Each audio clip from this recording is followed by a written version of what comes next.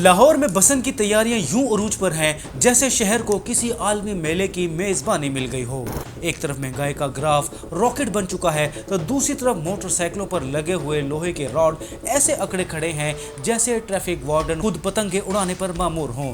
हर motorcycle अब bike नहीं रही, एंटी डोर डिफेंस सिस्टम बन चुकी है।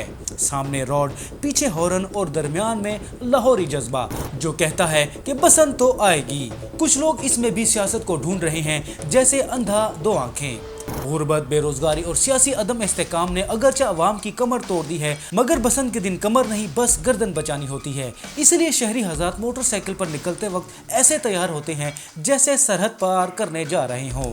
हेलमेट, चश्मा, रॉड और दिल में दुआ के धाती डोर सिर्फ खबरों तक महदूद रहे।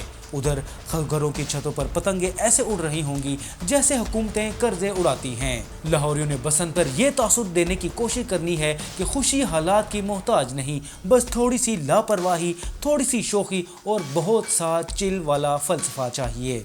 इस पर ढीठ बन का तड़का अलग से लगना है। इनकी अक्ल ऐसे गुम है जैसे गधे के सिर से सींग। इसका अंदाज़ा आप इस बात से लगा लें कि जब बिजली का बिल आए तो खामोशी, गैस ना मिले तो सब्र, मगर बसंत आए तो पूरा मोहल्ला जागता है।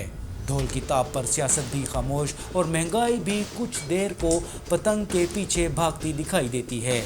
यूं लाहौर में बसंत सिर्फ त्यौहार नहीं, मिजाज है। एक ऐसा मिजाज जो कहता है मसले रहेंगे मगर रंग भी रहेंगे।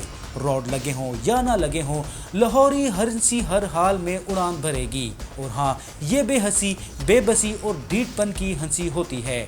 और शायद यही वो वाहिद चीज़ है जिस पर कोई भी पाबंदी नहीं लग सकती।